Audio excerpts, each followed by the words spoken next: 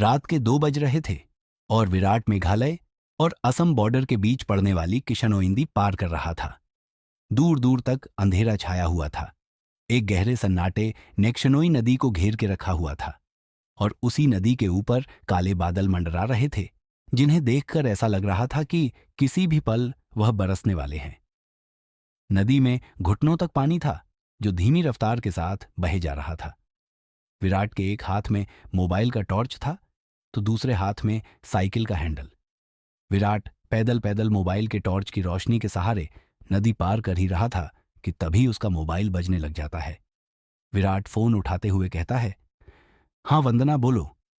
Mobile के अंदर से एक औरत की आवाज सुनाई देती है। कहां तक पहुंचे आप जी? किशनोई नदी तक पहुंच गया हूं वंदना। बस ये किशनोई नदी पार करी और फिर मैं सीधे तुम्हारे पास। किशनोई नदी का नाम सुनते ही वंदना घबराते हुए कहती है, क्या कहा? किशनोई नदी पार कर रहे हो आप? और नहीं तो क्या। अब तुम्हें तो पता ही है कि बंगलामुड़ा गांव से रोगंग कामूचा गांव जाने का मात्र एक यही रास्ता है, और वो भी नदी पार करके जाना पड़ता है।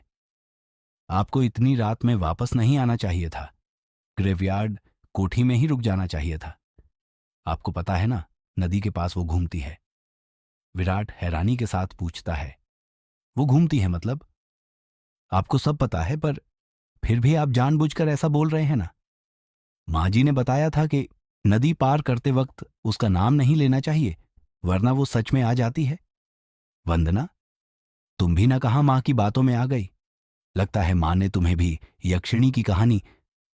विराट अपनी बात पूरी करता उससे पहले ही वंदना घबराते हुए कहती है, सस सस सस, चुप हो जाओ जी। हे काली माँ, मेरे पति की रक्षा करना और अनजाने में इनसे जो अनर्थ हुआ उसके लिए माफ कर देना। अब ये कभी उसका नाम नहीं लेंगे। विराट हंसते हुए कहता है, क्या वंदना, तुम भी ना। ये यक्षिणी वक्षिणी कुछ नहीं होती, समझी तुम। ये सब बस मनगढ़ंत बातें हैं जो गांव वालों ने बनाई है, और कुछ नहीं। आप नहीं मानते तो मत मानिए, पर मैं तो मानती हूं। आप ना जल्दी से आ जाइए बस। हाँ वंदना, आ रहा हूं, बस ये नदी तो पार कर लूं पहले। अच्छा, मैं रखती हूं। अरे ऐसे कैसे? तुम्हें नहीं लगता तुम कुछ भूल रही हो? मैं भूल रही हूं?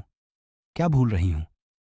यक्षिणी के बारे में याद रख सकती हो, लेकिन ये याद नहीं रख सकती कि आज हमारी शादी की सालगिरह है। गलती हो गई जी, माफ कीजिएगा। आपकी फिक्र में मैं तो भूल ही गई थी। विराट मुंह बनाते हुए कहता है, अब भूल गई थी तो उसकी सजा तो मिलेगी तुम्हें।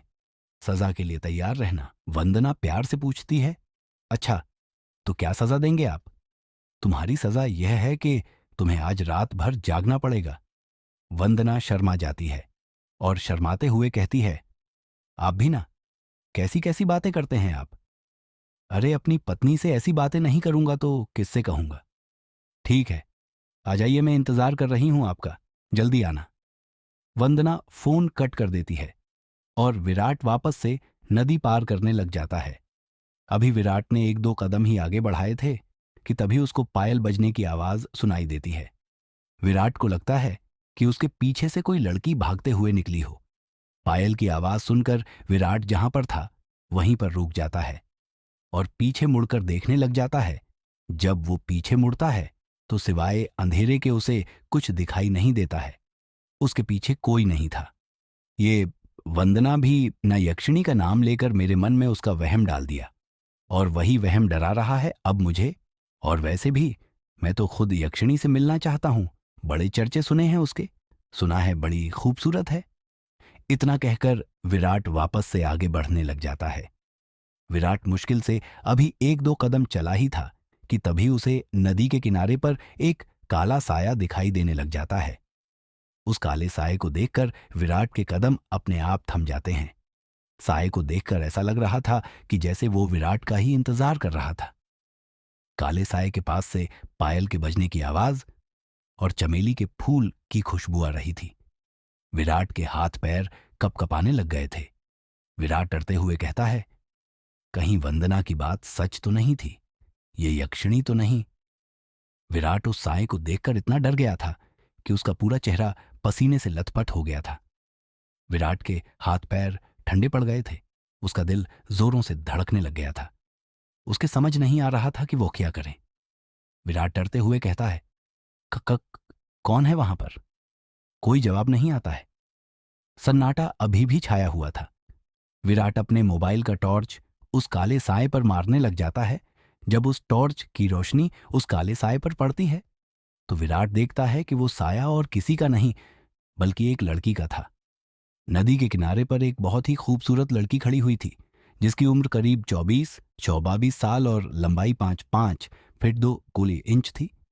उसकी लंबी सी गर्दन, गुलाबी से होंठ, बाल खुले हुए जो उसके कमर तक आते थे, उसका गोरा बदन और उसी गोरे बदन पर उसने काली साड़ी पहन रखी थी।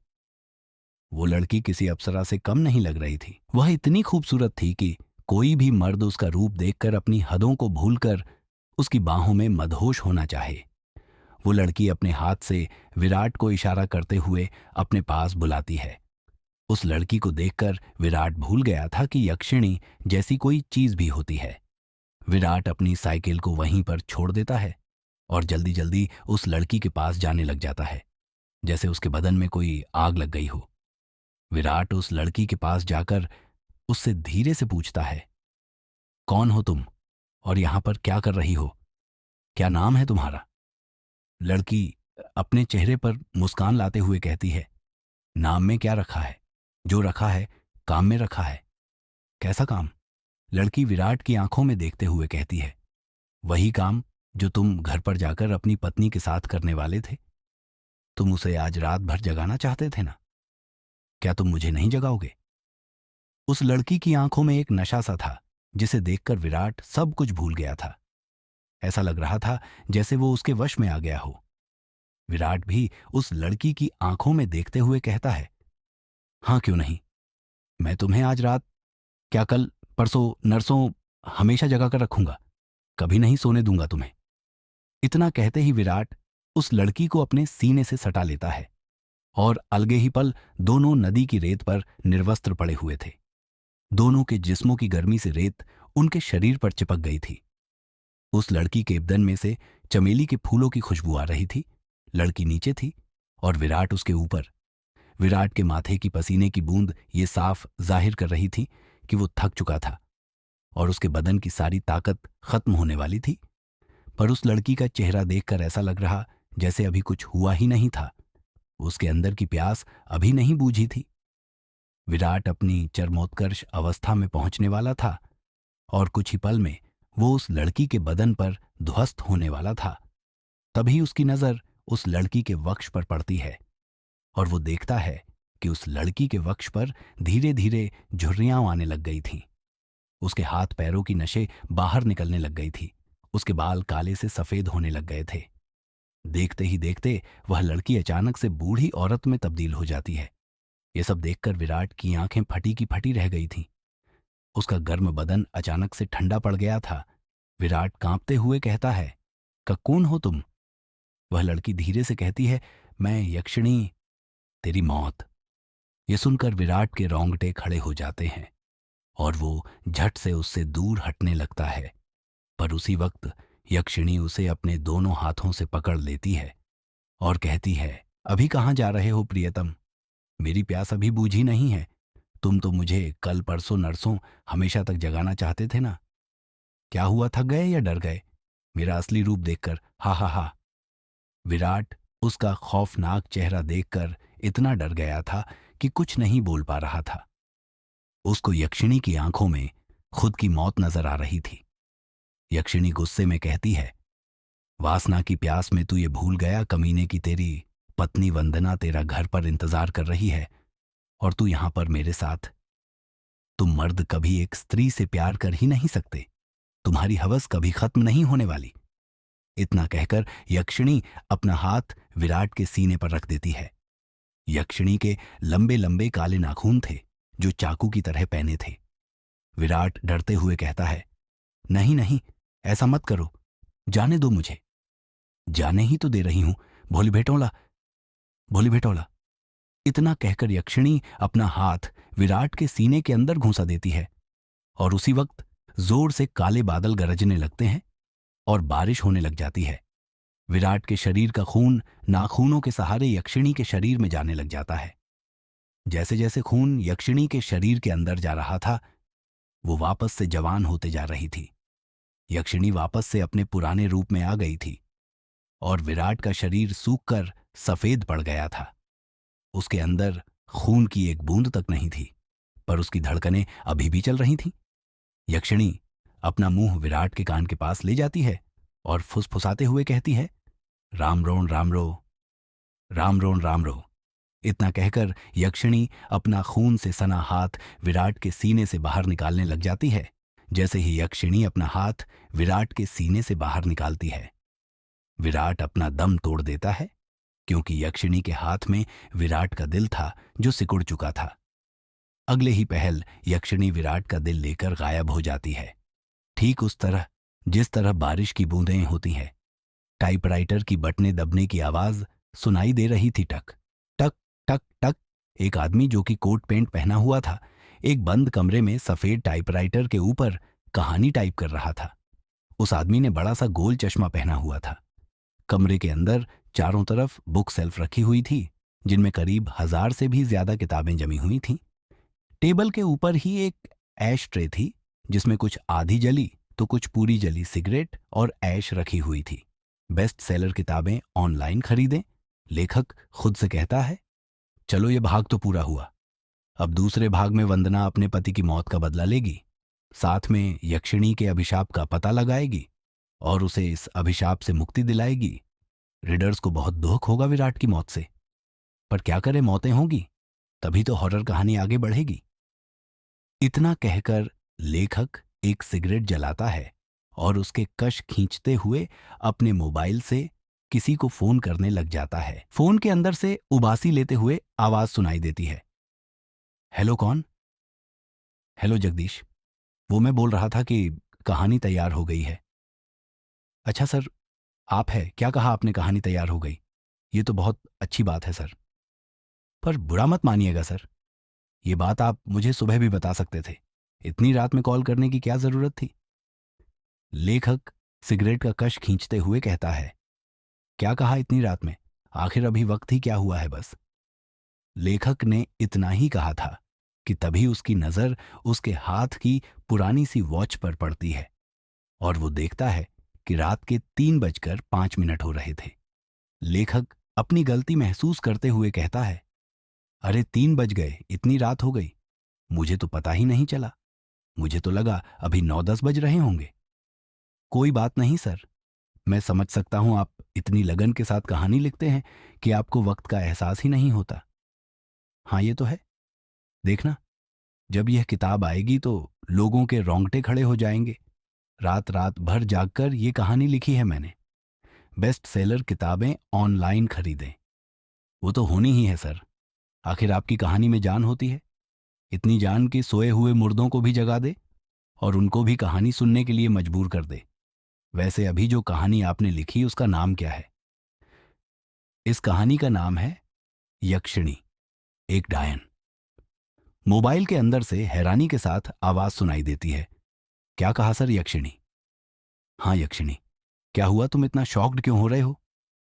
सर मैंने सुना है ये जो यक्षिणी है, ये आपके गांव के पास जो किश्नोइंदी है वहां पर घुमा करती है और मर्दों के साथ वो सब, यानी वही सब करके उन्हें मार देती है। हाँ तो सर आपको डर नहीं लगता जिस गांव में यक्षिणी घूमती है वहीं पर रहकर उसके बारे में एक कहानी लिखकर अगर यक्षिणी ने आपको कुछ कर दिया तो? जगदीश, यक्षिणी इतनी बुरी नहीं होती जितना गांव के लोग और तुम सब समझते हो। मतलब यह कि यक्षिणियाँ बहुत अच्छी होती है, इतनी अच्छी कि दूसरों की खुशी के लिए अपना सब कुछ कुर्बान करने के लिए तैयार हो जाए। पर कभी कभी जिंदगी में कुछ ऐसी घटना घटती है कि आपकी पूरी जिंदगी बदल जाती है। कैसा घटना सर? मैं कुछ समझा नहीं। पौराणिक मान्यताओं के अनुसार हमारे ब्रह्मांड में अनेक लोक है, जिसमें देवी देवताओं, सुर असुर, राक्षसों का वास होता है। इन सभी लोकों की दूरी पृथ्वी से अलग अलग है। कहा जाता है कि इन सभी लोकों में विष्णु लोक सबसे ऊपर है और सबसे निचला लोक यक्ष, यक्षिणियों और अप्सराओं का है, जो पृथ्वी से सबसे नजदीक है। जो लोक पृथ्वी के सबसे नजदीक है, उस लोक के देवी देवताओं की पूजा करने से वो देवी देवता जल्दी प्रसन्न होते हैं। जगदीश बीच में ही बोल पड़ता है, ऐसा क्यों सर? उस लोक के देवी देवता जल्दी प्रसन्न क्यों होते हैं? क्योंकि लगातार ठीक दिशा और समय पर किसी मंत्र की साधना करने से उन देवी देवताओं तक तरंगें जल्दी पहुंचती हैं। यक्ष यक्षिणियों के लोक में से ही एक यक्षिणी द्वापर युग के अंत में पृथ्वी पर आई थी, जिसको एक अभिशाप मिला था। एक ऐसा अभिशाप जिसने उसकी जिंदगी बदल दी थी। कैसा अभिशाप सर? आप किस अभिशाप की बात कर रहे हैं? और उसे यह अभिशाप किसने दिया था? एक दूसरे लोक से पृथ्वी पर आई यक्षिणी को एक अभिशाप मिला था। आखिर क्या था वो अभिशाप और किसने दिया था? जानने के लिए सुनिए यक्षिणी एक डायन का अलगा एपिसोड, टू बी कंटिन्यूड। कृपया अगले भाग का इंतजार करें। दोस्तों, कृपया समीक्षा और रेटिंग देना न भूलें और मुझे फॉलो जरूर करें। कहानी के अगले भाग को सुनने के लिए चैनल को सब्सक्राइब जरूर करें। धन्यवाद।